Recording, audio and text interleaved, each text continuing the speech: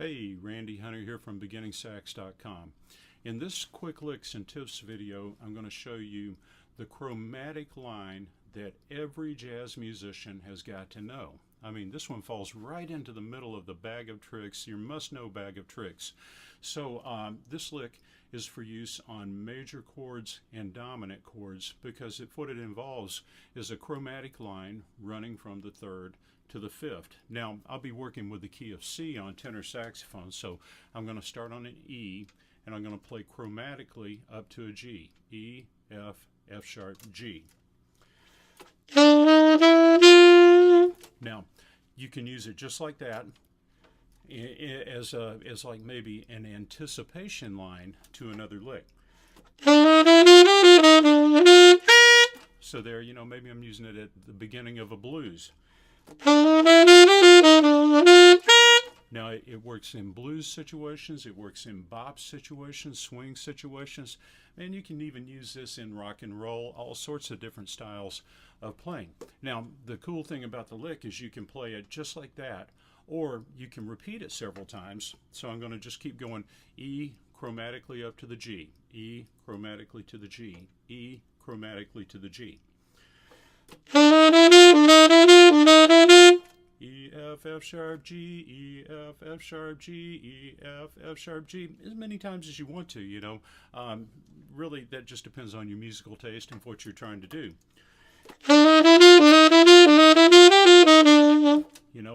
It sets up, say Charlie Parker's Cool Blues perfectly. Now, you may not be familiar with that little lick, but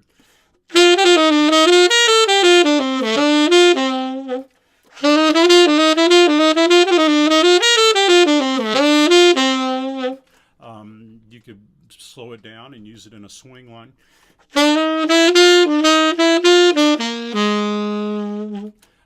You might put a little bend going into each one of the notes and not play them as eighth notes, but play them maybe like a.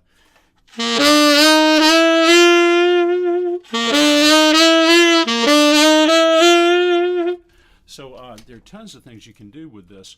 Now, if you recall the cannonball trill that I showed you in one of the earlier jazz sax quick licks and tips videos, I kind of used a similar chromatic line. I was on, I think I was doing that one in the key of G. So on G, I would play chromatically from the B up to the D. And of course, I put the cannonball trill on it, and I'm not gonna go through that again. But up high, you might get a little bit different sound. You might want to use some larger bends on it.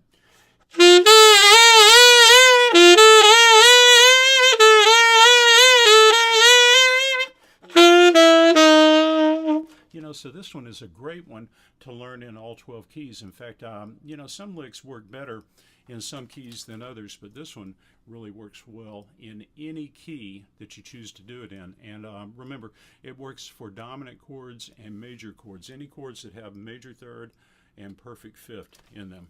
All right, so now practice on the lick and then visit my website, BeginningSax.com, and check out my jazz improv lessons. I've got a lot of lessons that get a lot more involved in concepts and not necessarily lick creation as much as improvisation concepts, music theory, all kinds of good things there. So I've got stages 1 through 4. So if you're a beginning improv player, you might want to start with stage 1, and the more advanced players move on into stages 2, 3, and 4. And of course, I've got a beginning sax lesson series too. So if you're a very beginner, I hope you'll check those out. All right, take care, and I hope to hear from you.